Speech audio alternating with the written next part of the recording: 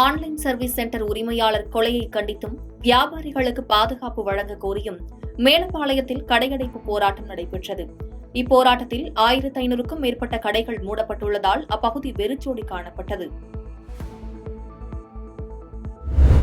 சென்னை புறநகர் பகுதியான தாம்பரம் பேருந்து நிலைய பகுதியில் வார விடுமுறை நாட்களில் கடும் போக்குவரத்து நெரிசல் ஏற்பட்டு வருகிறது. ஏராளமான கார்கள் ஜிஎஸ்டி சாலையில் அணிவகுத்து வருவதால் பேருந்து நிலையம் பகுதியில் ஜிஎஸ்டி சாலையில் இரு பகுதிகளிலும் கடும் போக்குவரத்து நெரிசல் ஏற்பட்டுள்ளதால் வாகன ஓட்டிகள் கடும் அவதியடைந்துள்ளனர். சென்னை அருகே ஸ்ரீபெரும்புதூரில் செயல்படும் தனியார் பன்னாட்டு நிறுவனத்தினர் கேரள நிலச்சரிவால் பாதிக்கப்பட்ட வயநாடு மக்களுக்கு உதவிக்கரம் நீட்டியுள்ளனர். சரக்கு லாரி மூலம் நிவாரணப் பொருட்களை மனிதவள மேம்பாட்டுத்துறை மேலாளர் வெங்கடேஷ் தலைமையில் ஊழியர்களுடன் சென்ற வாகனம் வயநாட்டில் அதிகாரிகளிடம் வழங்கியுள்ளனர். குரோம்பேட்டையில் புதையல் கிடைத்ததாக கூறி நூதன முறையில் போலி நகைகளை விற்று 5 லட்சம் ரூபாய் அபேஸ் செய்த வழக்கில் 2 கைது செய்யப்பட்டுள்ளனர்.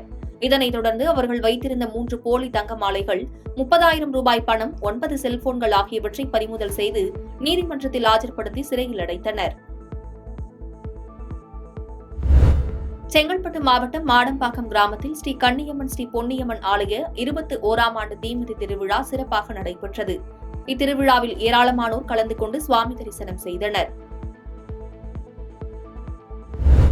ஸ்ரீபெரும்புதூர் அருகே அரசு பேருந்து இருசக்கர வாகனத்தில் மோதிய விபத்தில் இருசக்கர வாகனத்தில் சென்றவர் தலையில் பலத்த காயம் ஏற்பட்டு உயிரிழந்தார். இத்தகவல் அறிந்து விரைந்து சென்ற ஸ்ரீபெரும்புதூர் காவல்துறையினர் உயிரிழந்தவரின் உடலை கைப்பற்றி விபத்து குறித்து வழக்கு பதிவு செய்து விசாரணை மேற்கொண்டு வருகின்றனர். சென்னையில் போதைப் பொருளுக்கு எதிரான விழிப்புணர்வு பிரச்சார நிகழ்ச்சியை தமிழக முதலமைச்சர் மு.க.ஸ்டாலின் சென்னையில் இன்று துவங்கி வைத்தார். இதையடுத்து கரூர் மாவட்டத்தில் பல்வேறு இடங்களில் விழிப்புணர்வு பேரணியும் காவல்துறை சார்பில் துண்டு பிரசுரங்கள் வழங்கி அரசு பள்ளி மாணவர்கள் கையில் பதாகைகள் ஏந்தியவாறு பேரணியில் ஈடுபட்டனர். குளித்தலை அருகே லாலாப்பேட்டையில் மகாத்மா காந்தி மணிமண்டபம் மற்றும் காந்தி சிலை திறப்பு விழா நடைபெற்றது. இதில் பெரம்பலூர் எம்பி அருண் நேரு காந்தி சிலையை திறந்து வைத்து மலர்தூவி மரியாதை செலுத்தினார்.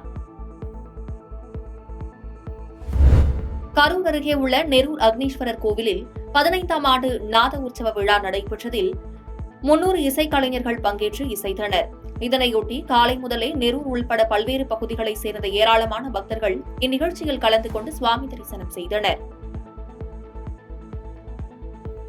பாதகம் செய்பவரை கண்டால் நாம் பயங்கொள்ளலாகாது பாப்பா, மோதி மிதித்து விடு பாப்பா, அவர் முகத்தில் உமிழ்ந்து விடு பாப்பா.